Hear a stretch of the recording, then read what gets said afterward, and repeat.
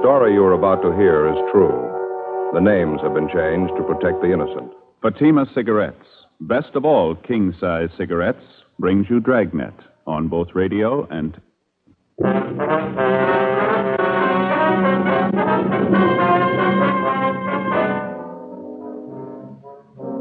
You're a detective sergeant. You're assigned to robbery detail.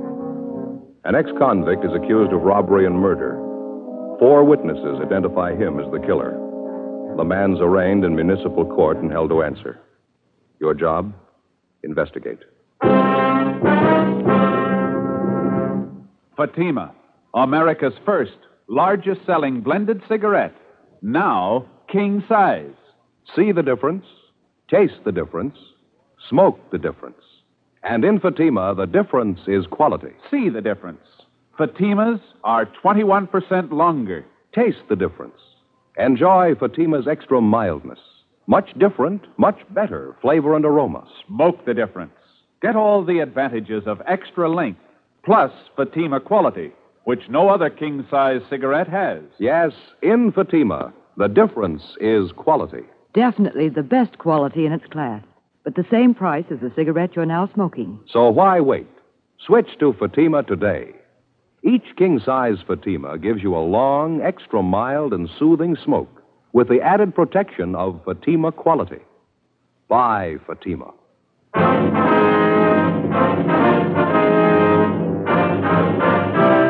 Dragnet, the documented drama of an actual crime. For the next 30 minutes, in cooperation with the Los Angeles Police Department, you will travel step by step on the side of the law through an actual case transcribed from official police files. From beginning to end, from crime to punishment, Dragnet is the story of your police force in action. It was Wednesday, March 12th. It was cold in Los Angeles. We were working the day watch out of robbery detail. My partner's Ed Jacobs. The boss is Captain Didion. My name's Friday. We were on the way over from the office, and it was 10:43 a.m. when we got to the 3rd floor at the Hall of Justice. Municipal Court, Department 82. You see him, Joe? I think so, yeah. That's him up front behind the DA's table. Oh, yeah. Come on. Mm-hmm. Hi, Leo. Oh, hi, Friday. Jacobs. Pull up a chair. Yeah, thank you. Who's on the stand first, do you know? Victim's wife. Oh. People versus St. Clair. People ready. In this case, Your Honor, we'd like to proceed with number 23548. You may proceed. Is the defendant ready? Defendant's ready, Your Honor. Call Agnes Holloway. Agnes Holloway to the stand.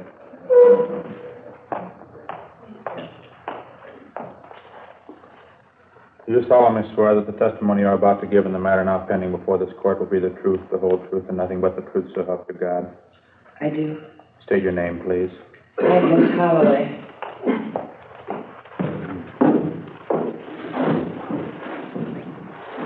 Calling your attention to the 4th day of March of this year, Mrs. Holloway. Did you see the defendant in your place of business at 2301 Naylor Avenue? Yes, sir. What time of day did you first see him at that location? It was around 9:30. Will you tell us what you saw the defendant do? For the purpose of the record, may we ask whether that was in the morning or the afternoon? Was that in the morning or in the p.m.? P.M. Will you tell us what you saw the defendant do and what you heard him say at that place? You mean before the holdup? At 9:30. Please tell us what occurred.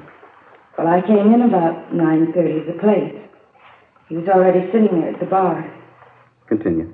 I came in and sat down at the end of the bar. He was sitting about 5 stools from the door. A friend of mine, Doris Fenwick. She's here now.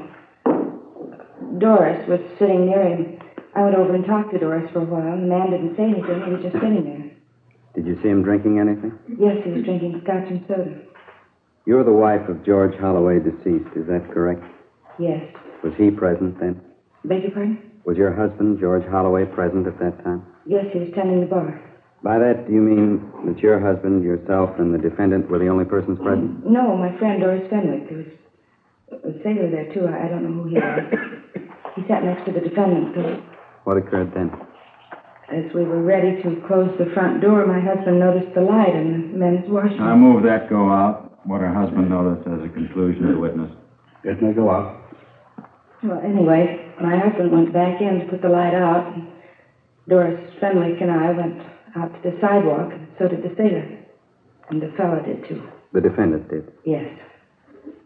In a minute, I went back inside to see what my husband was doing, and the defendant followed me back in. I was about as far as the music machine. He put his arm around me, and he had a gun right here. He said, "Lady, this is a stick-up." Could you describe the gun you saw? No, I just saw it looked like a pistol to me. I couldn't tell you the make of it. I move that go out, if Your Honor, please, what it looked like. I know it was a gun. The motion will be denied. You were inside the building when the defendant did that. Yes. He said, "Keep quiet or I'll kill you." And where was Miss Fenwick then? She was out on the sidewalk, talking to the sailor, I think. Doris was expecting her husband to come on the streetcar. I move that go out. Miss Fenwick was out on the sidewalk, may stay in, and the balance may go out. What did the defendant do after that, Mrs. Holloway? He said, "I will shoot you if you don't keep quiet." He made me walk backwards to where my husband was, and I said, "Johnny, this man has a gun. He says this is a stick-up." And the man said, "Shut up." And he made my husband put his hands up. Were you in fear of the gun at that time? No, I didn't have any fear. Did you believe the defendant would injure you with the gun? I wasn't afraid. I thought, well, it's a hold-up, and we'll give him the money, and that's all there is to it. All right. Continue. Well, when we got to the back room, my husband was trying to open the safe, and he said, "Hurry up. I have your wife covered. I'll kill her if you don't hurry." The defendant said that. Yes, and my husband said, "Don't get nervous. You can have anything we have, but don't shoot her." And then my husband got the safe open and took out the money bag and handed it to the man, the defendant. He grabbed it, and then he shot my husband twice. The defendant shot your husband twice. Yes, Do you know what the contents of the money bag were? about $160. At any time did you give this defendant authority or your consent to take that money? No, sir. The taking of the money was against your will, is that correct? Yes. How soon after was it that the officers arrived at the location? It was about 7 or 8 minutes after that. Your husband was removed to the hospital? Yes. Do you know when your husband died? He died on the 7th, Friday, 6 o'clock. You mean on the 7th of March of this year? Yes, 6 a.m. Did you see your husband in the coroner's office? Pardon? Did you see your husband after death in the coroner's office? No, I saw him in the hospital. After death, did you see your husband downstairs in the coroner's office? No, my son did.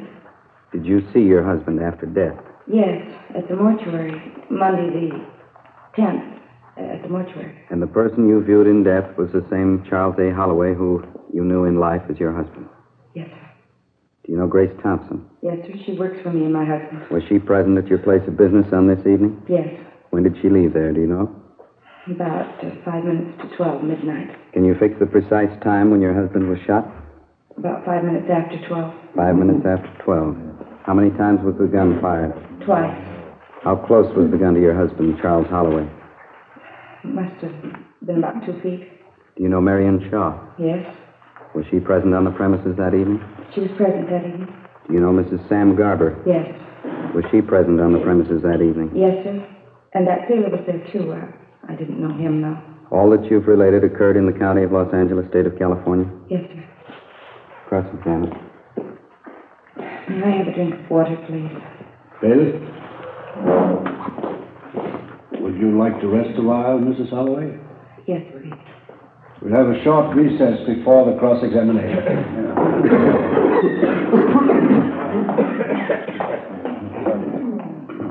Joe? Ed? Yeah, Leo.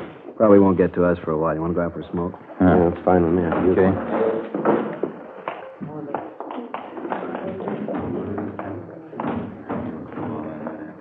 What's your idea on it, Leo? I don't know. Not to have him bound over to Superior Court. No, I mean, you think St. Clair's the right man? Got me. Yeah, just one good piece of physical evidence. I'd feel a lot better about it. Go ahead. Yeah, thanks. Here you go. Light. Yeah, thanks. Thank you. How about St. Clair's alibi? All the angles checked, huh? All of them. Doesn't hold much water. Can't prove it's a lie, can't prove it's the truth. Sure hate these things. Don't know which way to go. 4 identifying witnesses, and we know how wrong they can be. What about that sailor who was supposed to be in the bar at the time? I know homicide didn't do any good. How about you, fella? No, same, Leo. Nothing yet. He was the only one who really got a close look at the killer besides the wife, I mean. The killer bumped into him when he ran out of the bar. Yeah. If anyone could identify the right man, the sailor could. Well, nobody at the bar saw him before that night. Nobody's seen him since. There's not a trace of him. Sure, our best bet. If we could find him, we might put a foundation under this thing. Yeah, I'll put in with you. There's just one problem. Yeah. It's a big Navy. Where do we find him? When 58-year-old tavern owner Charles Holloway was shot and fatally wounded in a holdup on March 4th, there were 5 people in the immediate vicinity. Holloway's wife, a waitress at the tavern, 2 women customers, and an unidentified sailor. Soon after the shooting, the scene of the crime was gone over thoroughly for all physical evidence, but besides the 2 fatal bullets, none was found. The preliminary investigation failed to yield any further leads. A search was started for the missing witness, the unidentified sailor. The 4 known witnesses were brought downtown, where they checked through volumes of pictures of ex-convicts recently released from the state penitentiaries. All of them identified the mugshot of Harold St. Clair, a recent parolee from Chino, where he'd served time for armed robbery. St. Clair was brought in immediately and questioned. He failed to establish an alibi for his whereabouts the night of the holdup and murder. He was arraigned in municipal court, and at his preliminary hearing, the first prosecution witness, the wife of the murdered man, Agnes Holloway, singled him out as the killer. By experience, the working detectives found that identifying witnesses under the strain of being present at a horrible crime can often be mistaken in their identification. In this instance, there wasn't anything else we could do. It was all we had. 11:18 a.m., the preliminary hearing resumed. The witnesses took the stand in turn, and all of them tabbed St. Clair as the murderer. Ed and I testified as the arresting officers. At 3:25 that afternoon, the prosecution rested the case for the people. St. Clair's lawyer offered no defense for the time being. Your Honor, Mr. Alexander? this time the people move that case number 23529 be dismissed on the grounds that it states in substance... 23529, is that correct? Yes, Your Honor. Dismissed on the grounds that it states in substance the offense covered in the present case. 23529 covers the offense of robbery and assault with intent to commit murder under the present victim in our case here, Charles Holloway. He was not dead at the time this case 23529 was filed. Subsequent to its filing, he died, and the murder count accomplished that complaint. Let the record show that on the motion of the district attorney in the case of People versus Harold R. St. Clair, number 23529, that case is dismissed. Declaring to me that the offenses in the within deposition mentioned to wit count 1, murder, a felony, and count 2, robbery, a felony, have been committed, and that there is sufficient cause to believe the within named defendant, Harold R. St. Clair, guilty thereof, I order that he be held to answer to the same, and that he be committed to the custody of the sheriff of Los Angeles County without bail. In the 17 days intervening between St. Clair's preliminary hearing and his arraignment in Superior Court, Ed and I, along with Sergeant Stoner, Beeson, and Leo Tracy, continued our investigation of the case. Physical evidence to either prove or disprove the case against St. Clair was not to be had. We concentrated on trying to find the all-important missing witness to the killing, the unidentified sailor. We got out an APB along with special letters and bulletins for distribution to local Navy Yard commandants as well as Navy Department officials in Washington requesting help in locating him. It went slow. The day before St. Clair's Superior Court arraignment, we got our first lead, but not from where we expected. A 2-time robbery loser, Lester Jaffe, who bore a close resemblance to St. Clair, was arrested at a check-cashing agency on South Hoover trying to pass a forged check. He had several prior arrests and convictions for burglary and ADW, and a check of his package showed that he had violated his parole. A .38 caliber S&W revolver found on Jaffe was delivered to Russ Camp in ballistics for examination and comparison. The next day, Monday, March 29th, St. Clair came up for his arraignment in Superior Court. Ed and I were there. St. Clair.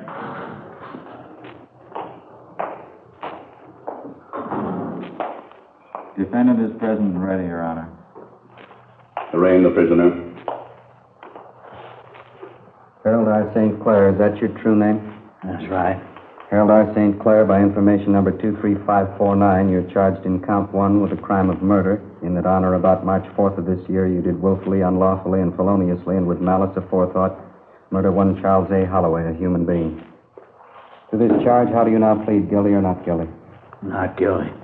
In count 2 of the same information, you're charged with the crime of robbery and that on or about March 4th of this year, you did rob one Charles A. Holloway. To that charge, how do you now plead, guilty or not guilty? Not guilty.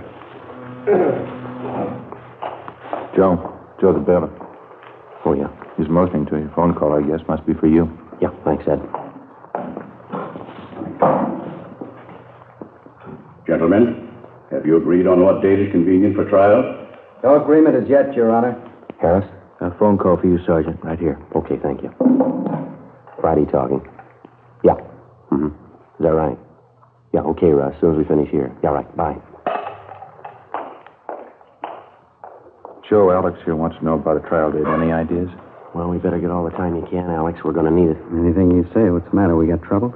We just had a call from Russ Camp and ballistics. Yeah. I figure we got a whole new case to build. What do you mean? Well, the man we've got, St. Clair. Yeah? Maybe he's taking the rap for somebody else.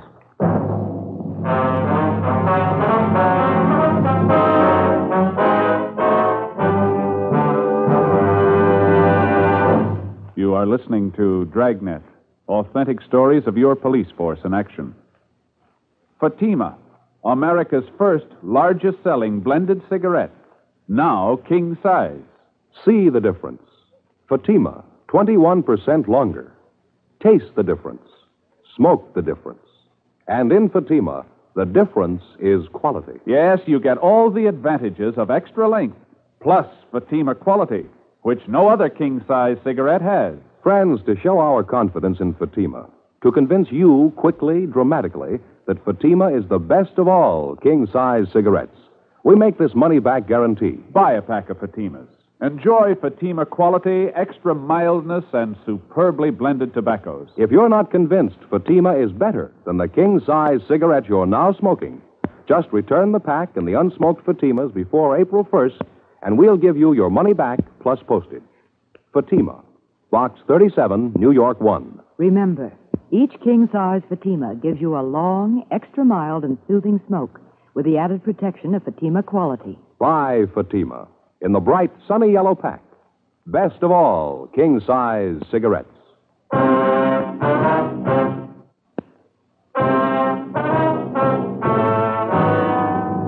March 29th, Monday, 4:15 p.m. After the arraignment of Harold St. Clair in Superior Court, Ed and I checked with Russ Camp in ballistics.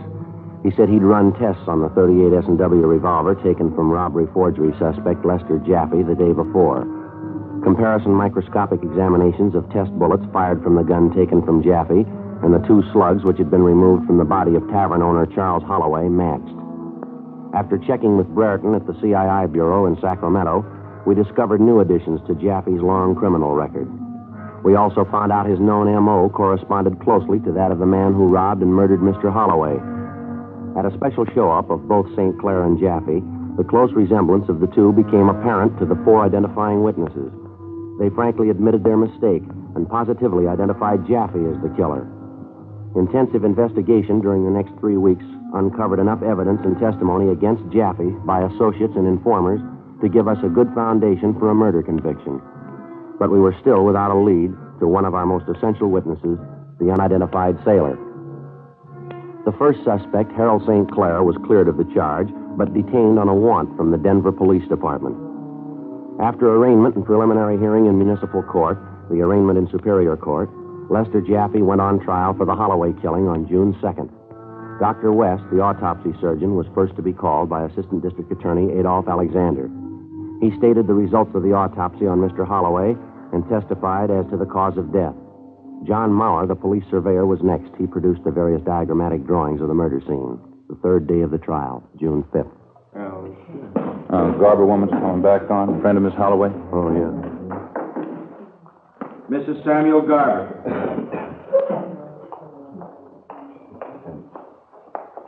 Be seated.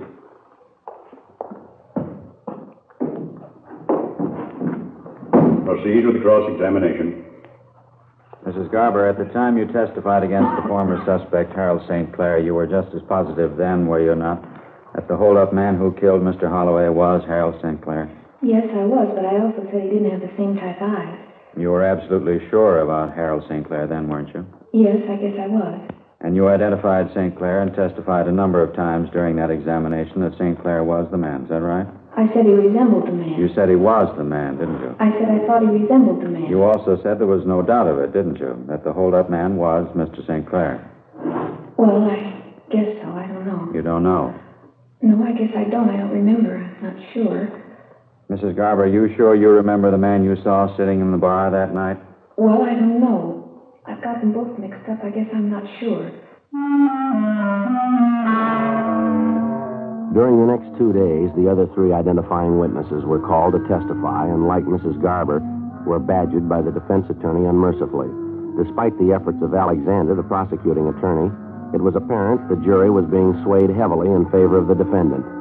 Even the full day and a half Ray Pinker from the crime lab spent on the stand seemed to have little effect in counteracting the damage done by the confused testimony. To prepare the jury for Russ Camp's expert report and for the presentation of scientific facts about the lethal bullets in the murder gun found on Jaffe at the time of his arrest, Pinker and Assistant District Attorney Alexander gave the jury a thorough briefing on the fundamentals of ballistics. They also pointed out the scientific value of ballistics in determining the guilt or innocence of a defendant. On Thursday, June 12th, Russ Camp took the stand as a prosecution witness and, under questioning, presented the findings of the various tests he'd run on the alleged murder weapon. Mr. Camp, sometime after you had obtained People's Exhibit 13, did you fire a test bullet or several test bullets from it in the crime laboratory? I did. Did you make a comparison of any of those test bullets with Exhibits 3 and 3A, the bullets which killed Charles Holloway? Yes, I did. Now, in making your comparison and examination under the microscope, after you had completed the mechanical part of your work, and after you had completed your examination of the observable and comparable sections of the fatal bullets with the test bullet fired from People's Exhibit 13, did you come to any conclusion with respect to the Holloway fatal bullets? Yes, I did. And what was that conclusion? The conclusion was that the fatal bullets, the Holloway fatal bullets, People's Exhibit number 3 and 3A, were fired through the barrel of People's Exhibit number 13. After another hour of testifying, Russ Camp left the stand. His ballistics report on the murder gun had made an impression on the jury, but we couldn't be sure it was enough to balance the setback the prosecution received from its own witnesses. As far as we were concerned, Jaffe was the guilty man. There wasn't a doubt about it. But the case against him was apparently inconclusive as far as the jury was concerned. The defense attorney obviously had heard about the unidentified sailor who was also present at the scene of the killing. He charged outright in the court that the district attorney was purposely preventing the appearance of the unknown sailor as a witness and was concealing his identity. As he told the jury, the prosecution was afraid that the testimony of their alleged silent witness would damage its case. Meantime, our intensive search for the missing seaman was still underway. Despite half a dozen favorable prosecution witnesses, the case for the people appeared to be on the losing end going into the closing days of the trial. Tuesday, June 17th, one of the final defense witnesses was a Mrs. Albert Dolan, who presented a fair alibi for Jaffe. She claimed Jaffe was at night school at the time of the Holloway killing. Would you say of your own knowledge that on the night of March the 4th, Mr. Jaffe was at the school until midnight? Yes, he was. When you left the school, did you go home alone or with somebody? My husband and I drove home with Mr. Jaffe. Anything else that you can remember? Let me think. Sure reads a convincing story, huh? Yeah, I wonder what the connection is. I don't know. Sure got plenty of them. What do you figure, Joe? The jury, you think we got a chance? I don't know. Don't bet on it. Ed, Joe. Oh, hi, Leo. Hi. Going bad? Could be a lot better. It's getting that way. Just got a call from Wilmington over at the squadron. Oh, what about? Sailor we've been looking for. We found him. Before we left the courtroom, Ed and I briefed the Assistant District Attorney Alexander on the latest development. He put in a special order to the county jail for Harold St. Clair. Ed and I went across the street and met with a long-missing murder witness in the homicide squad room. The sailor identified himself as Seaman First Class Roy Maslin. He told us that about 3.5 weeks before, he'd happened to see a copy of the bulletin we'd gotten out on him. He checked with his commanding officer and was returned to the mainland from his post on Midway Island. 3:22 p.m., we returned to the courtroom along with Seaman First Class Roy Maslin and conferred with Assistant District Attorney Alexander. The first murder suspect, Harold St. Clair, had already been brought downstairs to the courtroom from the county jail. He was placed at the opposite end of the counsel table from the defendant, Lester Jaffe. May we approach the bench, Your Honor? Come forward. Your Your Honor, we've just now located a witness in this case. He's in the armed services and must report back for duty tonight. May we have permission to call this witness out of turn? Permission granted. Oh. All right, son. Raise your right hand. Do you solemnly swear that the testimony you are about to give in the matter now pending before this court will be the truth, the whole truth, and nothing but the truth, so help you God? I do. State your name, please. Seaman First Class Roy Madison, United States Navy. Be seated.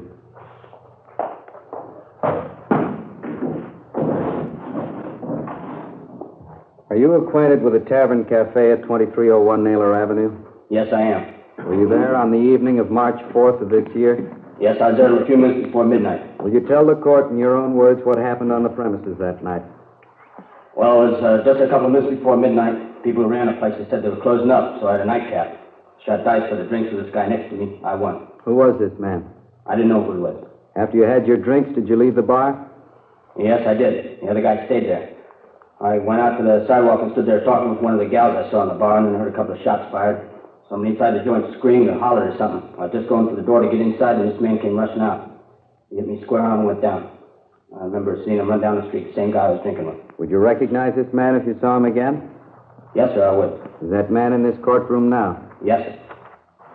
Will Your Honor, please direct the defendant to stand alongside of Mr. St. Clair so that this witness may properly identify the man involved. Mr. Jaffe, will you stand up, please? Stand to the right of Mr. Sinclair. Will you step down from the stand, please, Mr. Maslin, and place your hand on the shoulder of the man who was in the bar with you the night of March 4th? Yes, sir.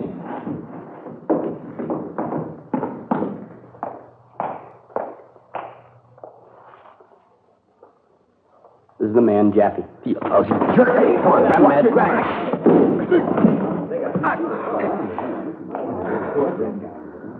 Fast work, sailor.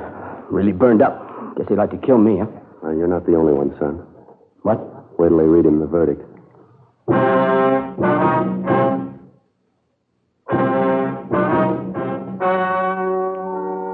story you have just heard was true. The names were changed to protect the innocent. On June 21st, the jury retired to deliberate the case. In a moment, the results of that deliberation. And now, here is our star, Jack Webb. Thank you, George Fenneman. Friends, I'd like you to buy a pack of Fatimas on my say-so. I'm convinced that once you see the difference, taste the difference, smoke the difference, you'll switch to Fatima for good. Because in Fatima, the difference is quality. Each king-size Fatima gives you a long, extra mild and soothing smoke with the added protection of Fatima quality. Buy Fatima, best of all king-size cigarettes.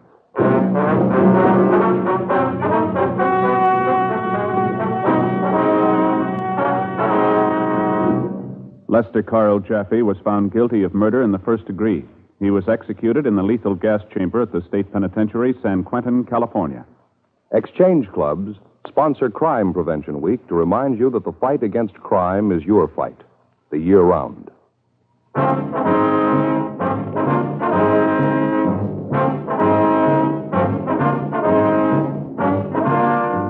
You have just heard Dragnet, a series of authentic cases from official files.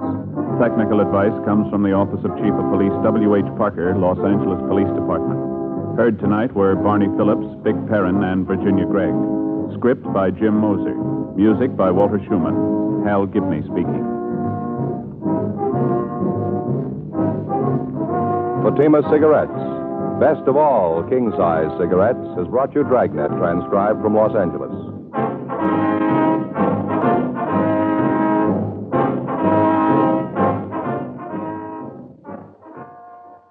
Next, it's David Harding and Counter Spy on NBC.